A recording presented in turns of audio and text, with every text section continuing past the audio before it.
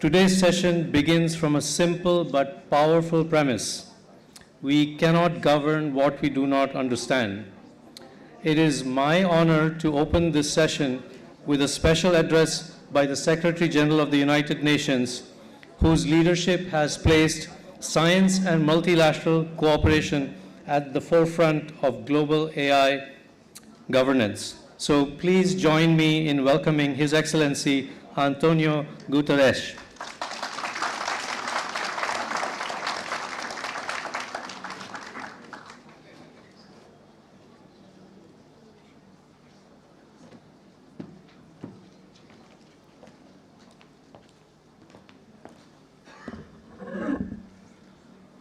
There is a computer here. I don't know to whom it belongs. Excellencies, ladies and gentlemen, thank you for joining this discussion on the role of science in international AI governance. We are barreling into the unknown. AI innovation is moving at the speed of light, outpacing our collective ability to fully understand it, let alone govern it. AI does not stop at borders, and no nation can fully grasp its implications on its own. If we want AI to serve humanity, policy cannot be built on guesswork. It cannot be built on hype or disinformation. We need facts we can trust and share across countries and across sectors. Less noise, more knowledge. That is why the United Nations is building a practical architecture that puts science at the center of international cooperation on AI. And it starts with the Independent International Scientific Panel on Artificial Intelligence. This panel is designed to help close the AI knowledge gap and assess the real impacts of AI across economies and societies, so countries at every level of AI capacity can act with the same clarity. It is fully independent, it is globally diverse, and it is multidisciplinary because AI touches every area of every society.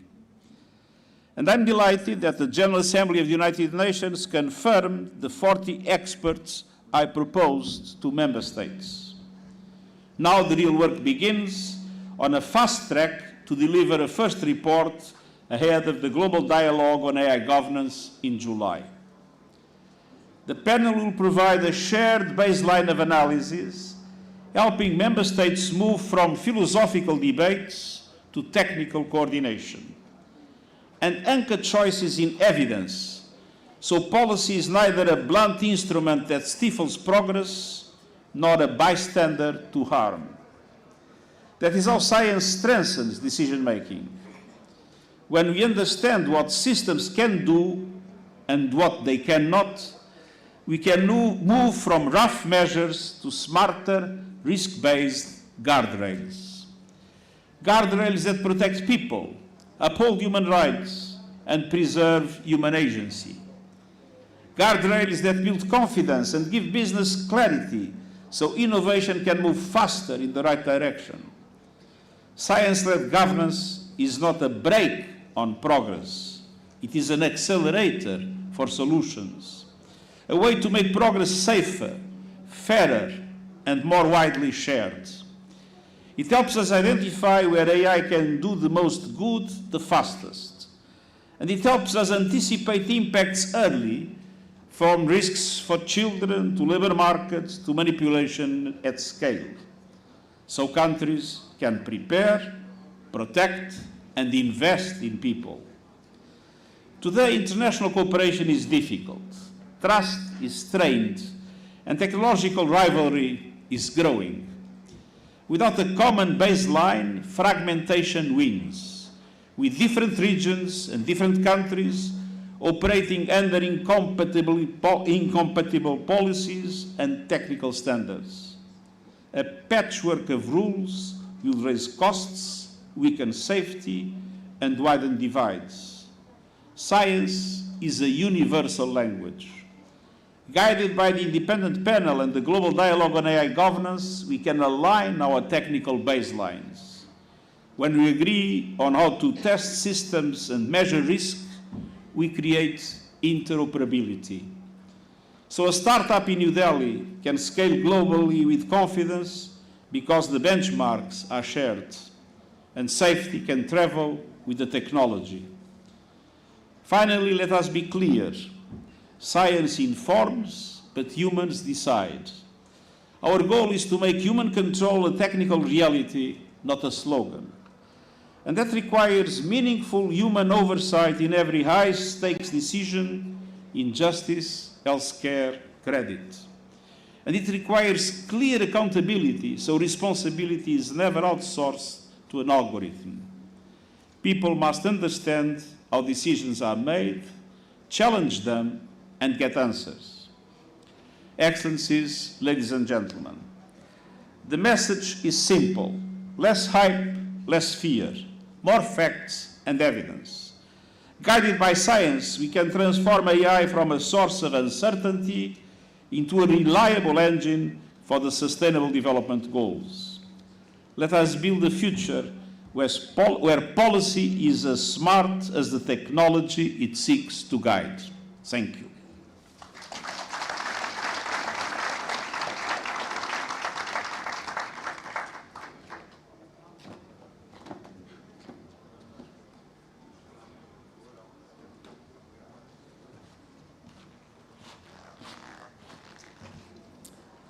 Thank you, Secretary General, for those inspiring opening remarks. Ladies and gentlemen, we were going to have Mr. Brad Smith, Vice Chair and President of Microsoft Corporation, as our next speaker, but he's running a bit late.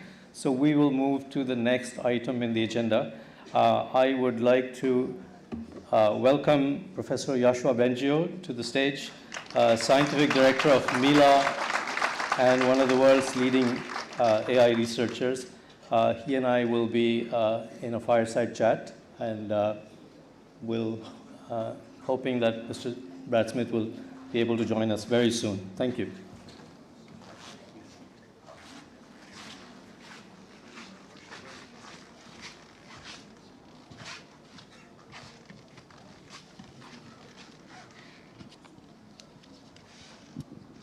So welcome, Professor Bengio.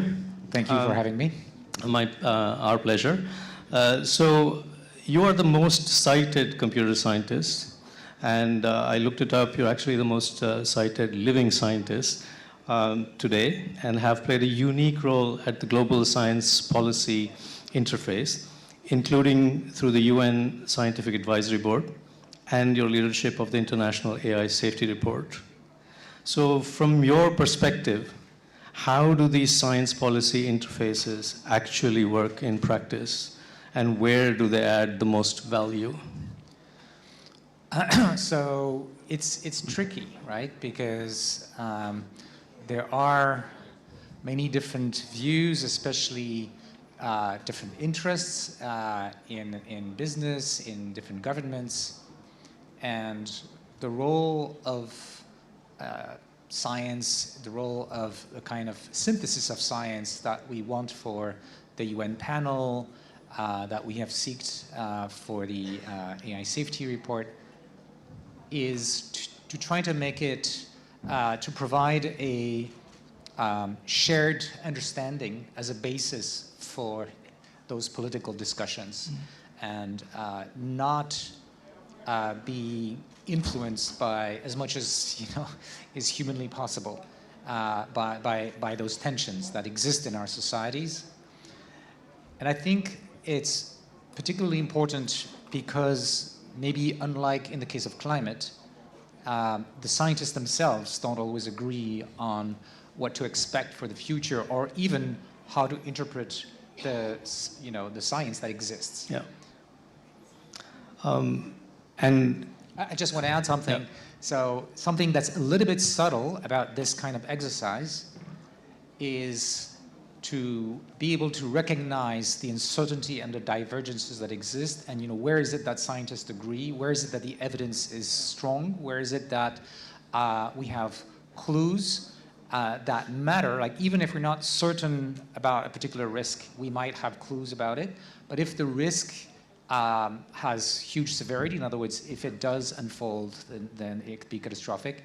Then policymakers need to make attention. And it's always difficult when we don't have proof that something terrible is going to happen. Maybe like a good analogy is tipping points in climate, right? Because there's not enough past evidence to be sure that a particular tipping point is going to happen. So the situation is similar in AI in the sense that we don't have the experience of, say, machines that are like really smart and can change society and be even potentially smarter than us. So how can we deal with the right policy decisions? But that's why it is so important to have as neutral and as like fact-based evaluation of what is going on available to everyone, and in a language that is accessible to everyone, and of course for policymakers, which by the way is difficult for scientists to achieve. They need help, they need iterations, they need feedback from people who are used to the interface between science and policy. Is there anything in particular about the highly technical nature of AI and also the pace of change that makes this interface particularly difficult? Yes. The facts shown in the scientific benchmarks across labs, companies, and academia on AI show very rapid growth of the capabilities of these systems. And that growth is uneven. So we see AIs even surpassing most people on some measurements of capability and being kind of stupid or like a 6-year-old on some other things. So it's very difficult to grasp what that means. But because it's moving so fast, there's always going to be a lag between even like the scientific papers take time to be written. If there are studies, so think about studies that involve people, that they're going to take months.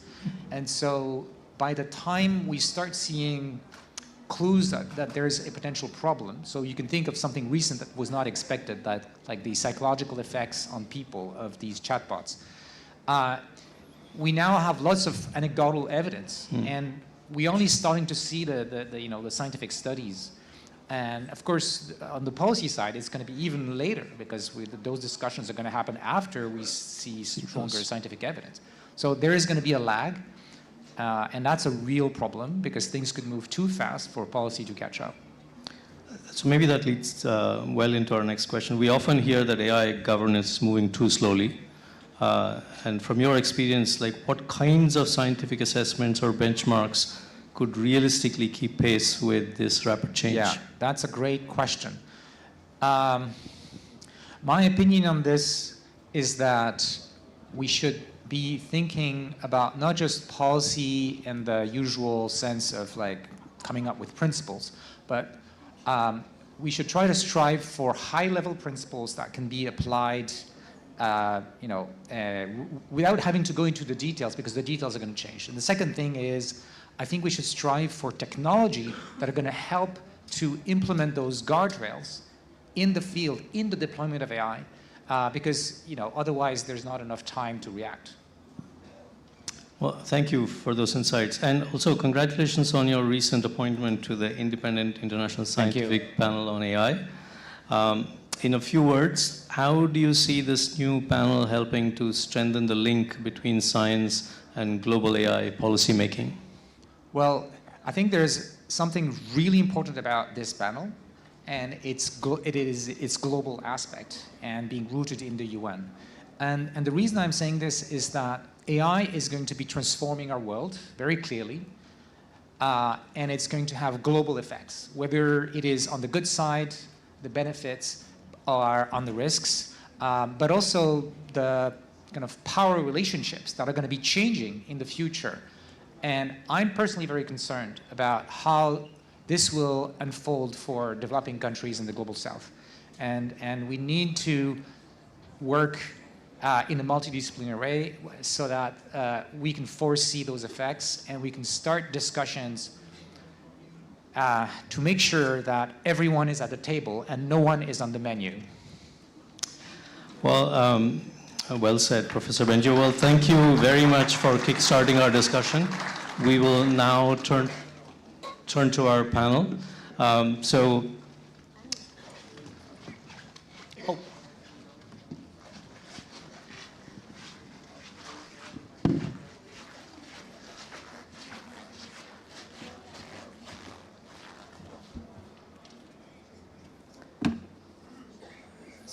Ladies and gentlemen, it is essential that discussions about AI policy include the voices of key industry actors.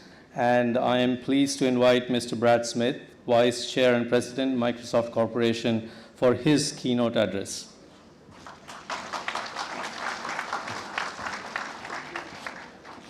Well, good morning, everyone. It's a pleasure to be here. My apologies for being a few minutes late. I want to offer a couple of thoughts this morning. The first thing I think we should come together to think about is that, in my opinion, this is a moment in time when we need to reflect on and reinvest in the importance of the United Nations. There is a well-known economic theory that says that humanity is, in many ways, almost destined to repeat its great economic mistakes every 80 years. The reason it's 80 years is because that is basically the lifespan of human beings. And so every 80 years, almost everyone who had any living memory of a prior financial calamity has left the planet. If you look at the Great Recession that started in 2008, what you realize is that it happened 79 years after the stock market crash that led to the Great Depression in 1929. And you can follow this series of financial mistakes all the way back to the bursting of the tulip bubble in the Netherlands hundreds of years ago. I think there is a corollary worth thinking about. Just as there is a risk that humanity forgets the mistakes it made 80 years ago, humanity runs the risk of forgetting the great successes it created 80 years ago. It was just over 80 years ago that the world came together to create the United Nations.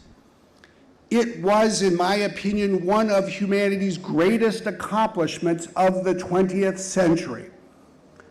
It is a unique organization in a very imperfect world.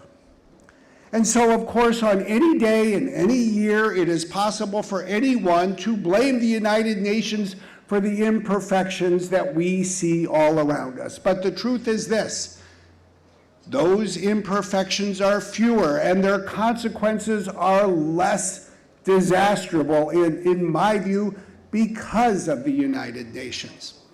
And one of the great things about working at Microsoft in a job like mine is that I get to work in a global organization. We have subsidiaries in 120 countries. We do work in 190 countries. We see the world. It turns out that everywhere we go, we see the United Nations. Sometimes it's the United Nations Development Program working to foster economic development.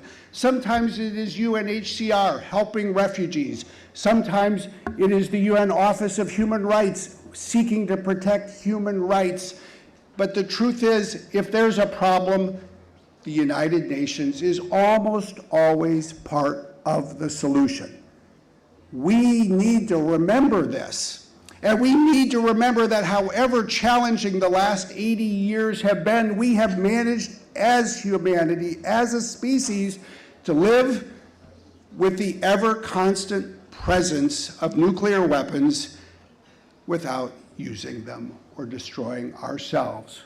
The United Nations has in fact, in my view, been indispensable to not just the protection of people, but the preservation of our species. Why does that matter now? Why should we talk about it today and this week in Delhi? Because here we are on the cusp of the future. A technology that we all know will likely change the future.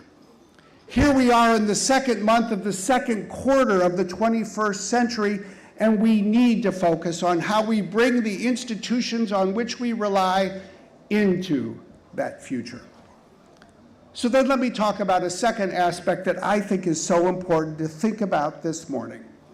One of the things I'm constantly struck by leading a global organization is how often everyone disagrees with each other about almost everything. But one of the things I've learned along the way is that I think one of the reasons people so quickly disagree is that we rush so quickly to debate competing solutions. This happens in domestic politics, it happens in international diplomacy, it frankly happens in a global company. It actually happens everywhere, even in families.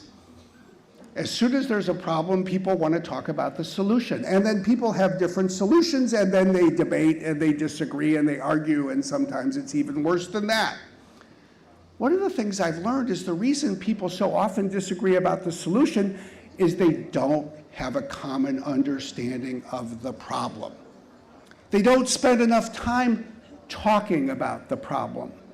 They don't have a shared contextual understanding of the problem they're trying to solve.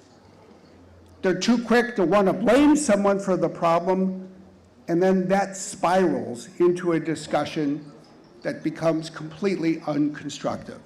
Why does that matter today? Because what we're here to talk about today is all about creating a more common understanding together based on science of where artificial intelligence is going. This is an indispensable tool. Indeed, it's a critical service for humanity. So we can all learn together, we can all think together, we can all understand together what is going on in the world.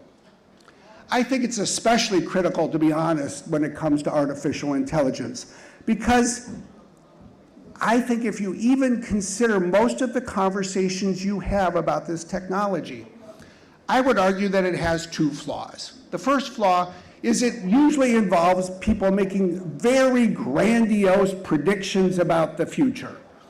You know what? I've worked in the tech sector for 32 years. I have listened for more than 3 decades to my colleagues in my industry around the world make bold predictions about the future. No one ever holds them accountable a decade later for whether they were right or wrong. I used the researcher agent in Microsoft Copilot a couple weekends ago, and I loaded a lot of names, I won't say whom, but you can guess. And I said, look at all the predictions they made about all the technologies, and look at the predictions they made about when these technologies would come to do something or another, and give them a grade. The average grade was 25%. You couldn't even get close to the top of failing. You were at the bottom. So let's just understand one thing together. There is no such thing as a crystal ball. No one has one. But what we do have is the ability to understand where we are today. And what we do have is a better understanding to just appreciate what is happening each and every year. There's a second flaw, in my view, in many of the conversations that take place, including at this AI summit. Everybody wants to talk about how they're going to make machines smarter. That's interesting. I think it's interesting to imagine living in a world where a data center is like a country of geniuses. But as I mentioned yesterday, compared to the people who lived in the Bronze Age, we're all geniuses already. What that should remind us is that human capability is neither fixed nor finite. And so what really matters is, in my opinion, is not whether we are going to build machines that are smarter than humans. Yes, in some ways we will, but how will we use those machines to make people smarter, to help us do what we need to do? That is what this effort is all about. Let's harness the power of science to build a common understanding of what is changing each year, and then let's connect it with the global dialogue on governance so we can pursue policies that will ensure that this technology serves people. There's no better place to get started than here. There's no better time than now. And let's face it, there is no better institution on the planet that can do more to serve humanity and protect the world than the United Nations. And on behalf of Microsoft, I just want you to know we are putting our full energy and resources to do everything that we can to help. Thank you very much.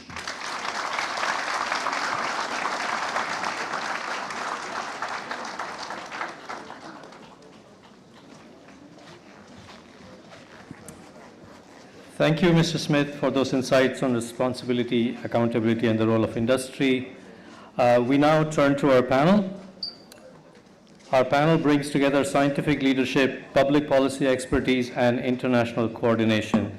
Please welcome to the stage our speakers, Professor Balaraman Ravindran, IIT Madras, Swaminathan, former Chief Scientist, WHO, Ajay Kumar Sood, Principal Scientific Advisor to the Government of India, and Anne Bouvereau, France's Special Envoy for AI. I am also pleased to introduce our moderator, Amandeep Singh Gill, Under-Secretary General and Special Envoy for Digital and Emerging Technologies. I invite him to guide the discussion. Thank you very much.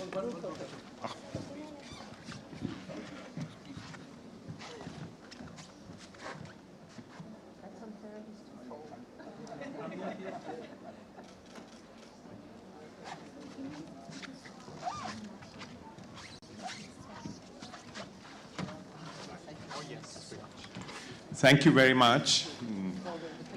Thank you, Anil, for leading us, and for those who've not read his book, The Elegant Math Behind Machine Learning, please do have a go at it. We cannot govern something that we don't understand. So something as simple as, like, if 90% of AI is matrix multiplication, a 0.01%, as he was explaining, improvement in efficiency of matrix multiplication has huge energy implications. So I want to welcome our esteemed panelists. The stage has been set by very inspiring keynotes and a fireside chat. So we will dive straight in. And since we are running a little short of time, I'm going to compress the two rounds into one rapid fire round. So all of you have worked on or are working on the science policy interface. And my sense is that there is a loop here, that there is a loop between science and evidence and policy. And we want to explore that loop today in the context of this significant development of the setting up of the International Independent Scientific Panel at the United Nations. So I want to start with you, Soumya. You were the first chief scientist, first woman chief scientist at the WHO, and worked at a very difficult time during the COVID when evidence, trusted evidence, was so critical. So in your view, what makes this evidence that comes from science trusted and actionable for policymakers? Thank you. I think that's quite a difficult question, because I don't know if we know the answer, but we did learn a lot of lessons during COVID, and it was very clear that on the one hand, trust in science, and we saw countries where leadership was led by science, led by scientists, and good public health policies were made based on data and evidence, and these were iteratively improved or changed based on the evolving evidence, because I think in a way AI is like COVID. The evidence is very rapid. The field is moving so rapidly. In COVID, we had to review a couple of hundred publications every day to understand what was happening on different aspects, on the virus, on the immunology, on how vaccines were working and drugs, and we had to make recommendations based on the best available evidence that day. I think we may be in a similar situation with AI, and it's wonderful that the UN has now set up this body, which I see as something like the IPCC. I think we do need global governance. We need something like, we're talking now about preventing future pandemics by sharing data on pathogens, making sure that we have protocols in place where countries are willing to share that data, and also, of course, to share the tools, the vaccines or drugs when they become available, when or in case there is another pandemic. Similarly, I hope that this scientific body that's been set up by the UN would also establish systems that would link to national bodies and systems, and that would ensure the voices of all are heard.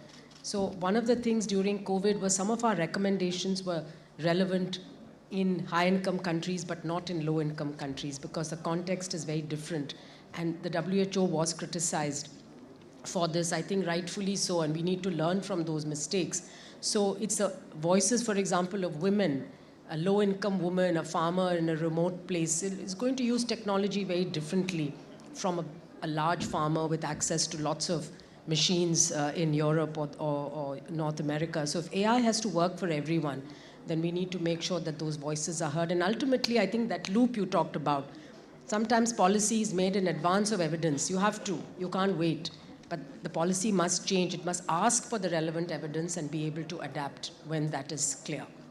Thank you very much, Soumya. I'm going to come to you, Ravi, Professor Balaraman Ravindran. Now, as AI policies begin to take shape, and you've been involved in some policy making yourself, what signals from regulators or public sector users should most urgently guide future AI research priorities? So in a sense, the loop coming back into research. So, thank you for that question. So, AI right now, right, especially in the global south, so we don't completely understand the implications of adopting AI and how is it going to affect, the society, the people, livelihood, and everything. Right? In fact, I also feel that we don't have enough evidence about how AI is even affecting the social fabric, because how are children getting increasingly isolated with the adoption of AI, right? And whether the effect is uniform between cities and in rural India, because the cultural setup is very different and so on and so forth. So if the government, as we heard our Honorable Prime Minister say yesterday, should focus more on youth, right, and the impact of AI on youth, what is the evidence do we have about what is happening in India? Right? So we hear stories about how there is dependence of on AI models of children, and also of people who are mentally challenged and so on and so forth, who are under stress. But all of these stories are coming to us from the West. Right? So what is it that's happening in India? So when we have these kinds of policy decisions that have to be made, the government says that AI should be pushing efficiency in agriculture. Right? So do we have a benchmark in India that can evaluate the efficiency of or effectiveness of these AI models in agriculture? What are the kinds of flaws, right, that happens when I, for example, build a bot that can act as a co-pilot for a farmer? Right? So these are bigger challenges. So we have a lot of questions that we have. If I can quickly follow up, where do you actually see evidence for impact in the Sustainable Development Goals space? Just a quick example or two.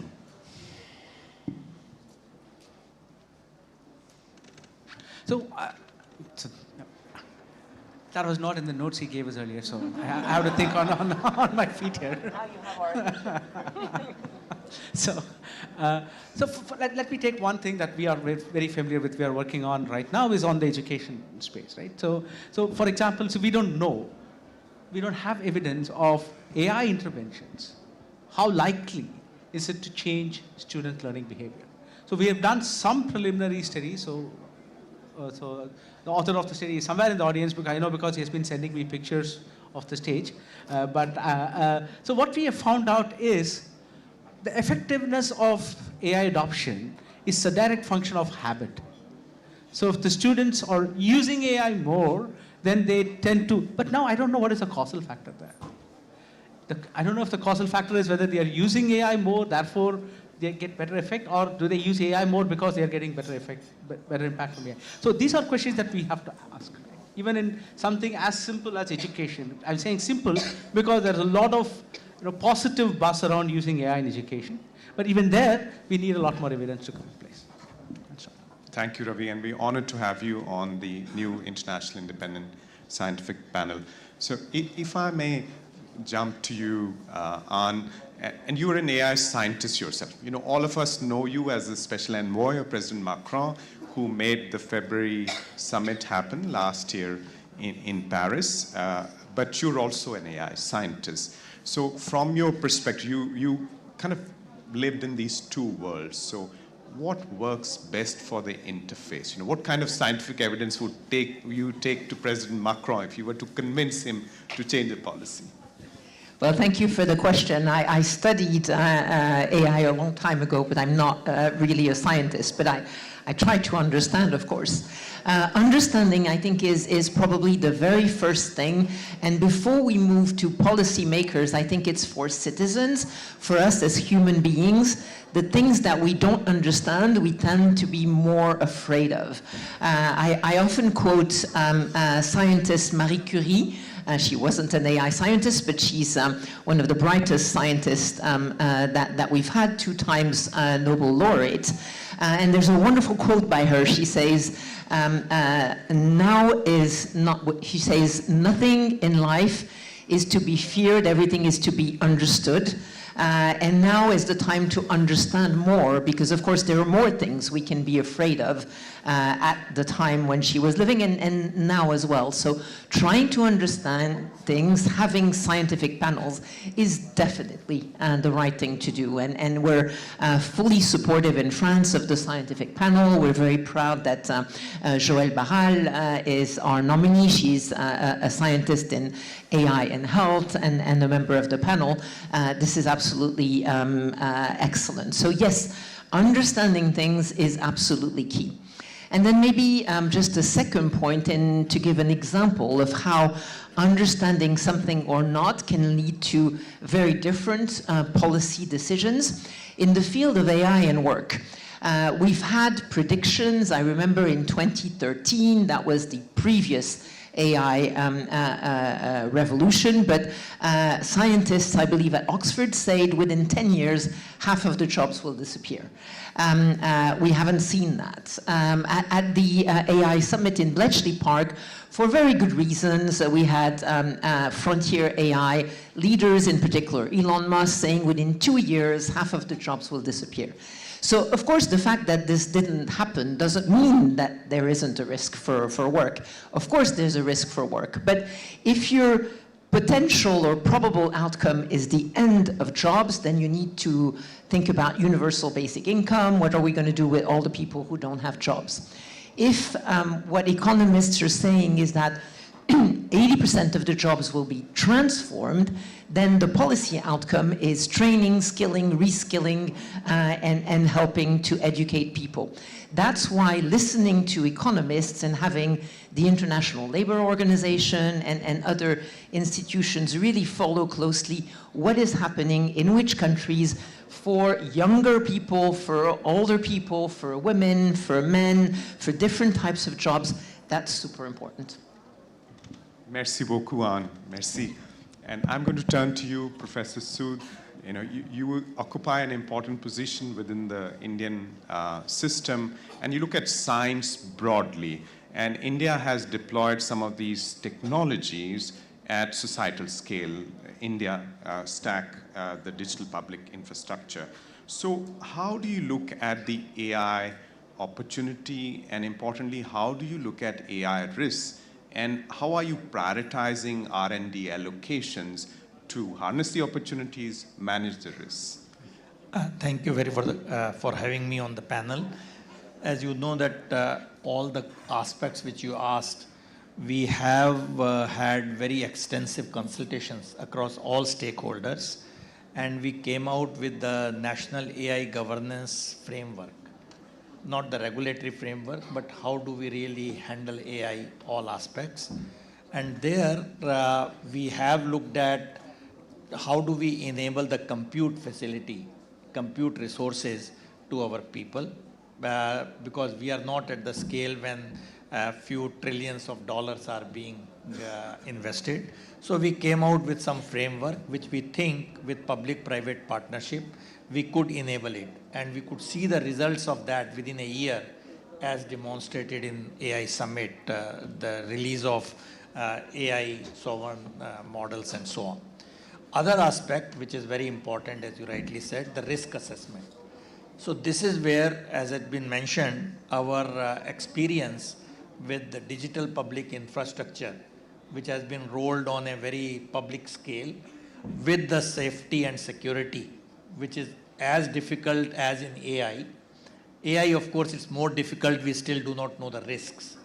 But when we were dealing with the digital public infrastructure, either for the financial transactions or for identity verification and so on, it was a challenge. And that was done by embedding governance through technical design. And this, what we call techno-legal, which Honorable Prime Minister said in the Paris Summit and also mentioned here. So this is where we are suggesting that this could be one way to look at. It's not that everything is laid out. We will need a framework for that. We will need technologies for that. But this is one way which will have a smooth interaction if we can bring this techno-legal framework. Thank you so much for those insights. And now that, since we are running out of time, and I'm going to discriminate against the men on the panel, so my apologies in advance. So I'm going to turn back to you, Soumya and Ann, for like 40-second, 30-second reflection. What do you think in terms of the pace and direction of technology, opportunities, including for accelerating scientific discovery and risk? What would be your advice for the International Independent Scientific Panel? Maybe Ann, you can go first, 40 seconds. Yes, I think AI has a strong potential for helping science. We've seen that with the two Nobel Prizes in physics and chemistry a year back. There's many more areas in science where AI can help. It can only be possible if we have databases of scientific data that are available to the world and that are constructed by scientists and funded by governments and international institutions around the world. So this is a very important topic for research. Thank you, Ann. Soumya, you have the last word. Yes, I agree very much with Anne, and I think that the scientific panel could actually help network many more groups of scientists from around the world, perhaps sectorally, for example, what's happening in health, what's happening in education, what's happening in agriculture, looking at the evidences as they emerge, encouraging research, setting priorities, but also looking at safety and risks, because I think that's going to be very important. There may be unanticipated risks and harms that we have not considered. And of course, equity, being a UN-led panel, ensuring that equity is at the heart of AI and it's being done for public good. Fantastic. Thank you. That's a great closing. Ladies and gentlemen, please join me in thanking our outstanding panel. And we are going to move straight to the closing. Over to you, Anil. Thank you to the panel for a rich and forward-looking discussion. To close this session, it is my honor to invite Josephine Teo, Minister for Digital Development and Information of Singapore, to deliver the closing remarks. Minister Josephine Teo.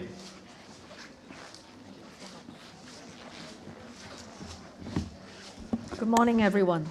First, allow me to thank the Secretary General for his remarks, and it serves as a very useful guidance to all of us working in this important technology. For the closing this morning, I thought that it would perhaps be useful to offer a perspective from a small state. Singapore has a population of just 6 million people, and more than 30 years ago at the UN, we became the convener of the Forum of Small States, which still has about 108 members. I will just make 3 points on how we look at developments on this front. The first point is that we believe in AI being used as a force for the public good. But to do so, it is important that we continue to invest in the science that underpins it and ground trust in evidence. This certainly requires sustained investment in research, and is also the reason why we set aside $1 billion in a national AI R&D plan, which will include foundational and applied research into responsible AI. We believe in it, and we have to put money behind this effort. There are, of course, other investments, such as in building up a digital trust center. It's our designated AI Safety Institute that has been participating in important conversations on this topic, as well as setting up a Center for Advanced Technologies in Online Safety. So those are just some of the efforts that we can dedicate resources to doing as a small state. The second point I want to make is that there is almost always going to be a tension between moving quickly, given the pace of AI development, and moving carefully, given the latest evidence that presents themselves on what we should be paying attention to. Both impulses are necessary, and we believe it is not impossible to try and balance them through integration of science and policy. It is not easy, but it is not an effort that we must give up on. I should just add that on this score, it will be much better if we can cooperate internationally to develop sound approaches that can also be interoperable across different jurisdictions. And this is one effort that we believe underpins the work that is being carried out by the UN. And this brings me to my third point. I want to highlight the important role that an organization like the United Nations plays in facilitating global discourse to bridge science and policy. I cannot overemphasize the importance of this effort. We must recognize that global AI governance landscape is becoming increasingly fragmented. There are multiple initiatives, frameworks, and institutions. The UN's unique value lies in your legitimacy and inclusiveness to encourage interoperability across efforts. The Secretary talked about this too. We therefore welcome the establishment of the Independent International Scientific Panel on AI, building on the work of the UN High-Level Advisory Body on AI, which published its report on governing AI for humanity at the end of 2024. We note that the panel's multidisciplinary approach covering machine learning, applied AI, social science, ethics, all of these are necessary to address the complexity of AI governance challenges. Finally, I would just like to acknowledge that we now have substantial convergence on the high-level AI principles. Joshua talked about this. Transparency, accountability, fairness, safety, but the challenge is in operationalizing them. We need to find standardized evaluation methodologies that work across different regulatory contexts. We need capacity building so that all countries can meaningfully engage with the technical evidence and not just with the large AI research ecosystems. I would encourage all stakeholders to view scientific input not as a constraint on policy flexibility, but as a foundation for more durable, effective governance that can maintain public trust. We need to keep the conversations going, one where science informs governance and governance sharpens science. I would just perhaps end by highlighting Singapore's continued commitment to contribute to advancing these discussions. We were very fortunate to host the International Scientific Exchange on AI safety and to bring about the Singapore Consensus on Global AI Safety Research Priorities. Joshua was in Singapore for this very momentous event. We will continue to participate in joint testing efforts of the International Network for Advanced AI Measurement, Evaluation, and Science. we have organized 2 editions of the Singapore AI Safety Red Teaming Challenge, the first multicultural and multilingual AI safety red teaming exercise focused on the Asia-Pacific region. And as chair of the ASEAN Work Group on AI Governance, we have actively spearheaded efforts to foster a trusted environment in ASEAN by adapting global norms and best practices for ASEAN, and in bringing about regional harmonization through the ASEAN Guide on AI Governance and Ethics, as well as expanding it to address the risk in generative AI. We are now working within ASEAN to explore practical tools for AI safety testing and aim to collectively develop a set of AI safety benchmarks that reflect our region's concerns. And finally, I'd like to welcome all colleagues to join us in Singapore for the 2nd edition of the International Scientific Exchange, which we expect to take place on the 17th and 18th of May. And we look forward to furthering our discussions in this area. Thank you very much once again.